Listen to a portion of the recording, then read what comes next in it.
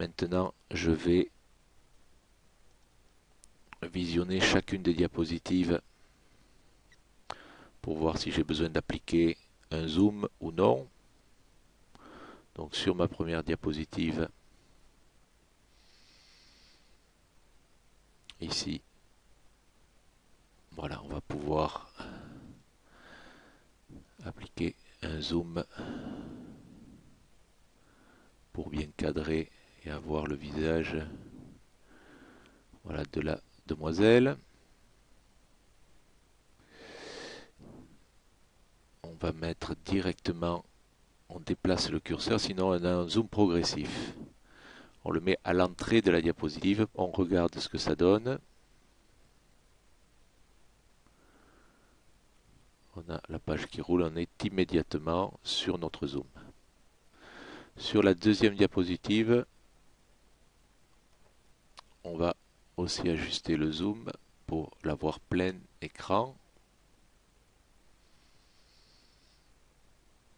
Voilà, on va pouvoir recadrer un petit peu. Ok. C'est toujours pareil, on déplace notre zoom à l'entrée de la photo pour arriver au moment du passage d'une photo à l'autre directement sur le zoom. Sur la troisième image, c'est pareil, on recadre.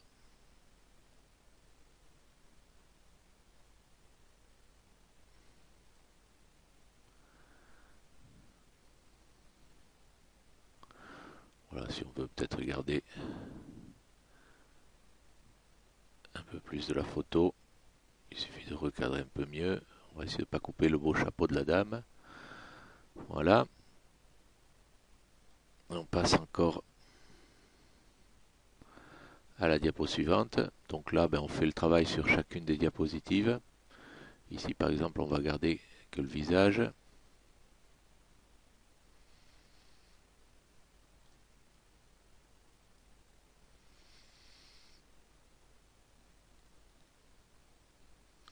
Voilà, ici aussi, on va rapprocher pour garder les yeux et avoir une photo plein écran. Ok. Donc on fait ce travail pour chacune des diapositives et puis on se retrouve juste après.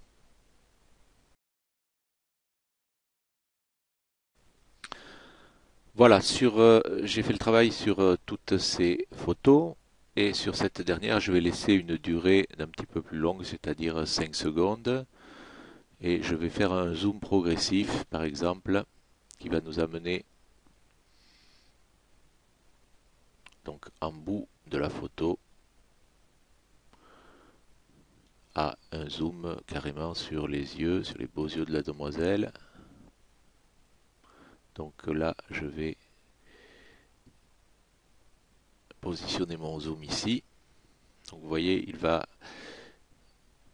l'image que l'on voit ici va être produite à ce stade-là de la photo. Et je vais pouvoir faire une progression du zoom du début de la photo jusqu'à ce stade-là en jouant sur la durée ici. Vous voyez, par exemple en 4 secondes, on va avoir cette progression. On va regarder ce que ça donne.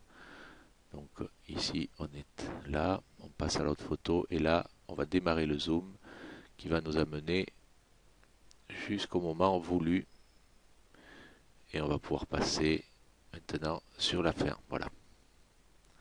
Donc c'est exactement ce que je veux avec mon cube pour nous amener sur la diapositive finale. Je vais simplement rallonger un petit peu cette diapositive finale.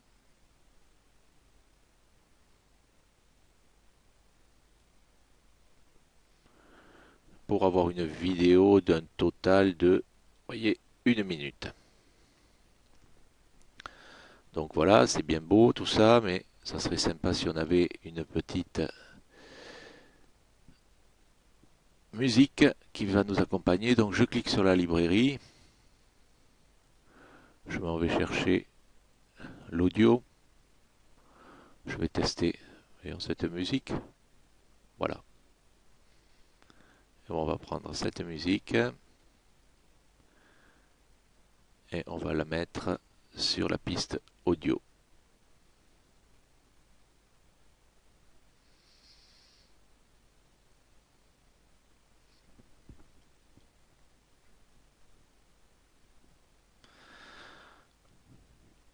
Voilà, donc on est sur la piste audio, on va couper. Donc ici on va quand même verrouiller la piste vidéo pour ne pas faire de bêtises. On va bien sûr sauver notre projet. Sur la piste audio, ici,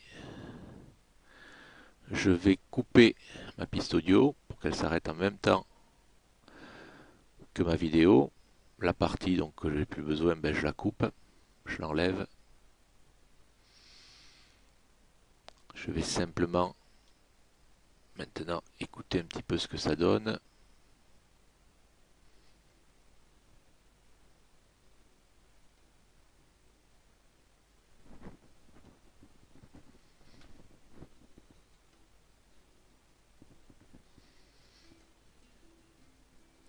Ok, donc ça me convient. Je vais produire maintenant la vidéo.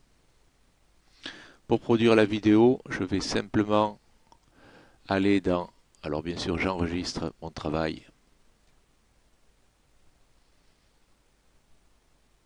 pour ne pas le perdre. Ce que je vais faire, c'est réduire un petit peu en faisant double clic donc sur l'audio. Je vais créer ici un point. Donc si vous voulez travailler plus facilement, vous pouvez agrandir ici votre champ de travail pour avoir bien les pistes à vue. Ici, vous pouvez aussi élargir ce qu'on appelle la timeline, c'est-à-dire le temps de travail, enfin le temps de la vidéo. Vous pouvez ici créer clic droit en faisant clic droit sur la ligne Add Audio Point, vous ajoutez un point audio, et celui-ci là qui est à la fin, vous pouvez complètement le baisser pour pouvoir arriver, si vous voulez, en bout de votre vidéo avec un son qui ne se coupe pas tout net, mais qui se réduit petit à petit. Voilà. Donc ok, ça me convient. Maintenant, je fais File, Save Project. Je vais cliquer sur Produce and Share, c'est-à-dire produire et véhiculer. Donc pour le produire en haute définition, en HD, on va choisir 1280 par 720. MP4, vous voyez, vous avez plusieurs solutions. Je vais faire suivant.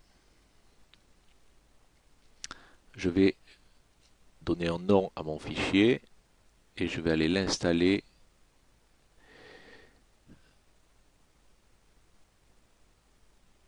voilà, sous un fichier où je vais pouvoir le retrouver et ça va être en MP4 et je fais enregistrer. Ici je vérifie, ok, terminé. Voilà, c'est parti. Il ne me restera plus qu'à envoyer ma vidéo sur YouTube. À bientôt.